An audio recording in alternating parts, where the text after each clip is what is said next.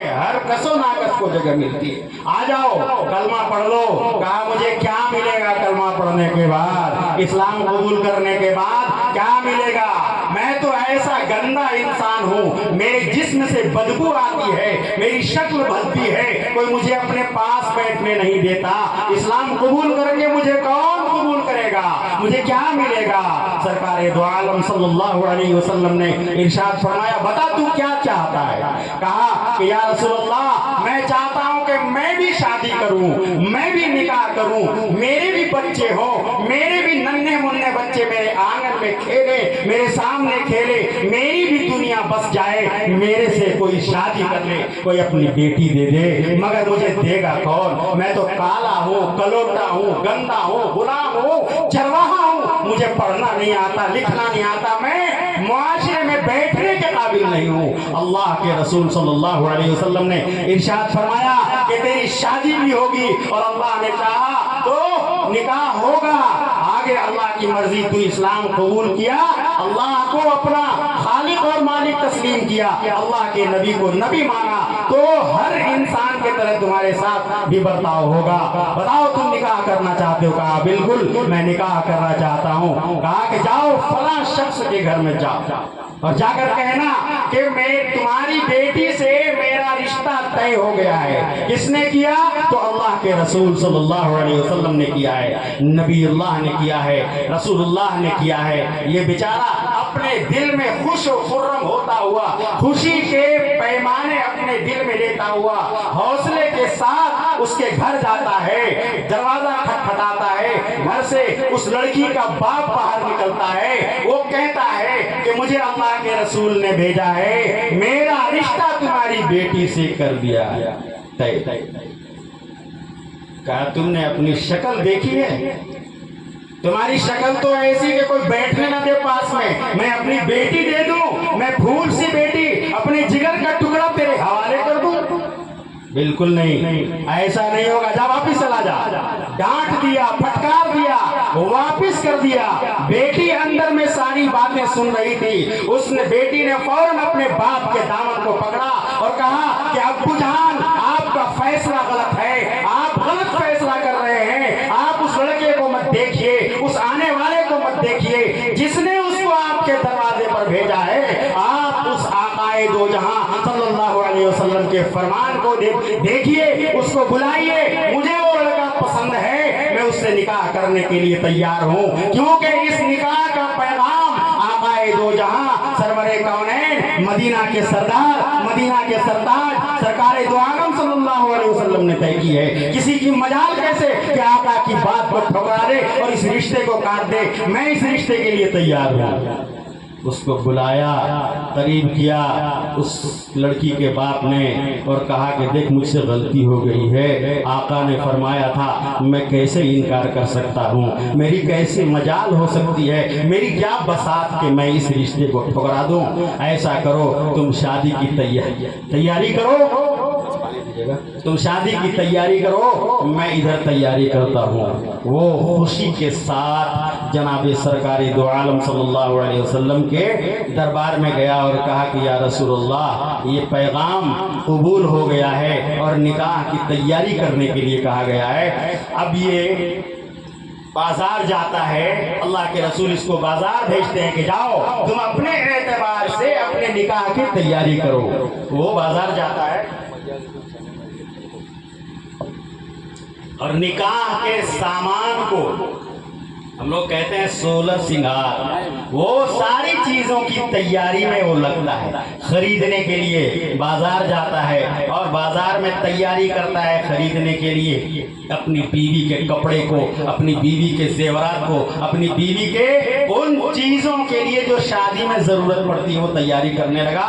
منادی اعلان کرتا ہے, اللہ کے رسول خیمے میں میدان جنگ میں موجود ہیں, منادی اعلان کرتا ہے, اعلان کرنے والا کہ جنگ کی تیاری کر لو, لڑائی کے لیے تیار ہو جاؤ. اسلام کے شاہزادوں, اسلام پر نثار ہونے والے نوجوانوں, شادی نہیں جنگ کے لیے تیار ہو جاؤ.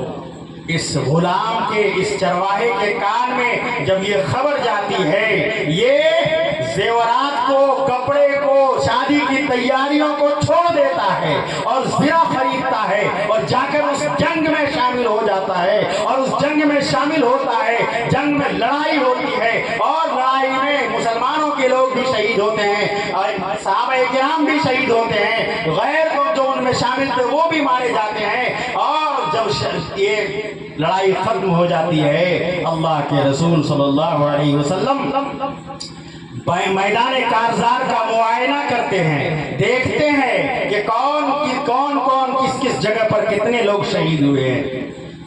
صحابہ بھی جاتے ہیں، صحابہ بھی دیکھتے ہیں، صحابہ نے دیکھا کہ یہ ایک ایسا جوان ہے، یہ ایک ایسا شہید ہے جس کو ہم لوگ نہیں پہچانتے ہیں۔ آقا صلی اللہ علیہ وسلم کو خبر دی گئی، سرکار دو عالم صلی اللہ علیہ وسلم جا کر دیکھتے ہیں، پہچان لیتے ہیں کہ یہ وہی نوجوان ہے جو اپنی شادی کی تیاری کے لیے بازار گیا تھا اور اس میدان کارزار میں شہید ہو جاتا ہے۔ اللہ کے رسول فرماتے ہیں کہ یہ وہ نوجوان ہے جس نے ایک وقت کی نماز نہیں پڑھی ہے، 1 روپے صدقہ اور خیرات نہیں کیا ہے، ایک دن کا بھی رمضان کا روزہ نہیں رکھا، نہ حج کیا نہ عمرہ کیا، کوئی نیک کام نہیں کیا، مگر جنت میں اس کا داخلہ یقینی ہے۔ یہ شہید ہے، یہ وہ شہید ہے کہ کوئی نیک عمل نہ کرنے کے باوجود حوران جنت اس کا انتظار کر رہی ہے۔ میرے دوستوں اور بزرگوں، ان صحابہ کی قربانیوں کی وجہ سے آج دین آیا ہے، اسلام آیا ہے، ایمان آیا ہے، قرآن آیا ہے، ہمارے سروں پر ٹوپی ہے، چہرے پر داڑھی ہے، ہم باشرح نظر آ رہے ہیں۔ میرے دوستوں اور بزرگوں، ہمارے سامنے شریعت آئینہ ہے، جب ہم کو ضرورت پڑے چہرے کو سنوارنے کا، نکھارنے کا، بنانے کا، بالوں کو جھاڑنے کا، اپنے آپ کو سنورنے کا، اپنے آپ کو نکھارنے کا، تو ہم شریعت کے آئینے میں اپنے آپ کو دیکھیں گے اور پھر اپنے آپ کو سنواریں گے، تب ہم اسلام والے ہوں گے، تب ہم نبی والے ہوں گے، تب ہم عاشق رسول کہلائیں گے۔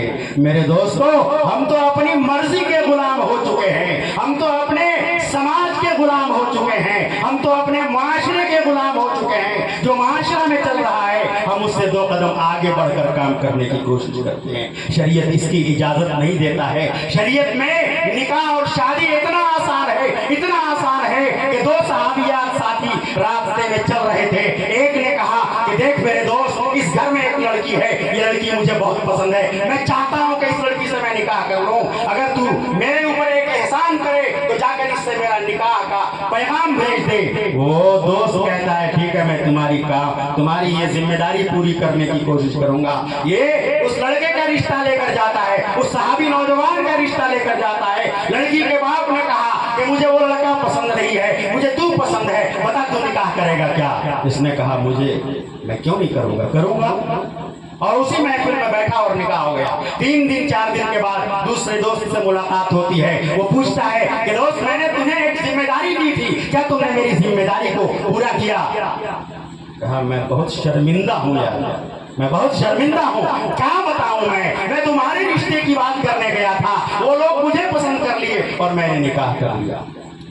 آج کے اس 14 صدی کے لوگ ہوتے، اس زمانے کے لوگ ہوتے، اس وقت کے لوگ ہوتے تو دشمنی خاندان در خاندان چلتی کہ میں اپنے کام کے لیے بھیجا تھا، تو اب سوارت نکل گیا، خود غرض نکل گیا، تجھ جیسا خود غرض میرا دوست کیسے ہو سکتا ہے؟ لیکن میرے دوستو، اس صحابہ کے طرز عمل پر ہماری پوری نسل قربان ہو جائے تو حق ادا نہیں ہو سکتا ہے۔ جو سبق اس نے دیا ہے وہ امت مسلمہ کو، کہا کہ میں تم لوگوں کے درمیان آڑے آ رہا تھا، فرمایا بارک اللہ لنا وبارک اللہ لکا وبارک اللہ علیکا وبارک اللہ فیما جمع بینکما، کہ اللہ تمہارے اوپر برکت نازل فرمائے، اس لڑکی کے اوپر برکت نازل فرمائے، تم دونوں کے جمع ہونے پر، تمہارے نکاح پر اللہ تعالیٰ برکت نازل فرمائے۔ میرے دوستو، صحابہ کا یہ طریقہ تھا، نکاح اس طریقے سے ہوا کرتا تھا۔ حضرت علی رضی اللہ تعالیٰ عنہ کا رشتہ حضور پاک صلی اللہ علیہ وسلم کی بیٹی، چہیتی اور لاڈلی بیٹی سے نکاح ہوتا ہے۔ امام حسنین کی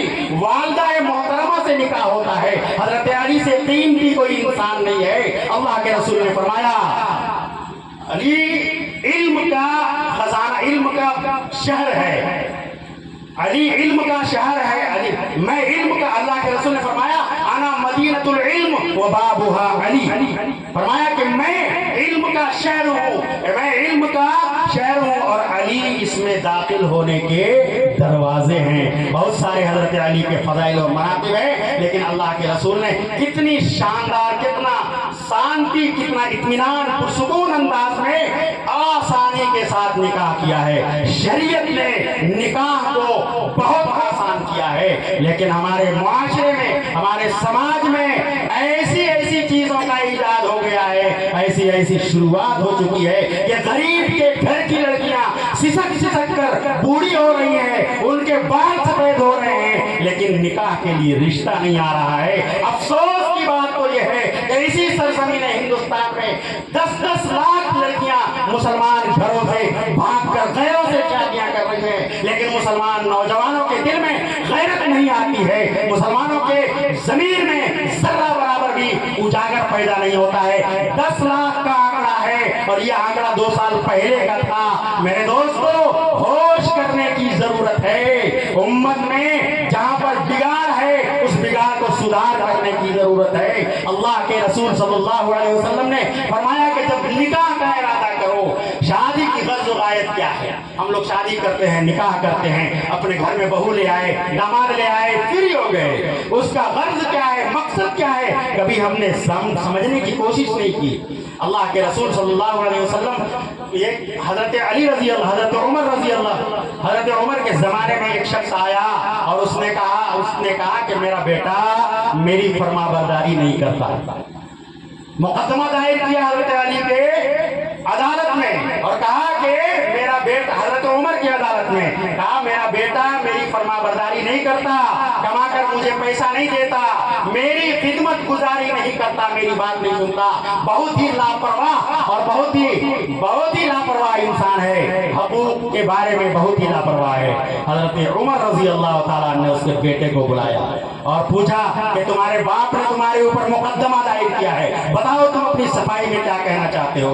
उस लड़के ने कहा कि हजरत उमर अमीरुल मोमिनीन, क्या औलाद के ऊपर सिर्फ ये जिम्मेदारियां हैं कि वो अपने बाप की फरमाबरदारी करे, वो अपनी माँ की फरमाबरदारी करे, वो अपने बाप की हर तरह की बातों को मानता चले, अपनी कमाई में उसका हिस्सा रखे, या बाप के ऊपर भी कुछ जिम्मेदारियां बनती है, बाप के ऊपर भी औलाद के तय कुछ हुकूक है। हजरत उमर रजी अल्लाह ताला ने फरमाया कि बिल्कुल है, सबसे पहला हक तो बाप के ऊपर है, औलाद के ऊपर बाद में हक बनता है। कहा जरा वो तफसील से बताइए क्या हुकूक हैं बाप के ऊपर अपने बेटे के तय। फरमाया कि जब निकाह का इरादा करो तो ये सोचो, ये दिमाग में बावर कर लो, ये ख्याल कर लो कि मैं अपने बच्चों के लिए एक नेक सालेह बीवी की तलाश में, एक नेक सालेह बाकिरदार बीवी और माँ की तलाश में जा रहा है। फरमाया दूसरा हक ये है कि जब औलाद पैदा हो तो उसका सही नाम रखा जाए, अकीका किया जाए और सही नाम रखा जाए, उसको तालीम दी जाए, फला फला फला बहुत सारे वाक़यात, बहुत सारे हुकूक को अल्लाह हज़रत उमर रज़ी अल्लाह ताला ने गिनवाया। उस नौजवान बेटे ने कहा कि मेरे वालिदे मोहतरम से पहले पूछिए कि इन्होंने कौन से हक को अदा किया है, मेरे बाप ने कौन से हक को अदा किया है मेरे लिए। जब ये शादी का इरादा किया, एक मजूसी लड़की से निकाह करके ले आया, जब मैं पैदा हुआ तो मेरा नाम रख दिया जुअद। जुअद के माना मोहम्मद होते हैं, कोई माना मतलब नहीं। हजरत उमर रजी अल्लाह ताला ने सुना, फरमाया कि इस मुकदमे को जल्दी खारिज करो, मेरी अदालत से इसको इन दोनों को निकाल दो। इसने अपने हक को जाय किया।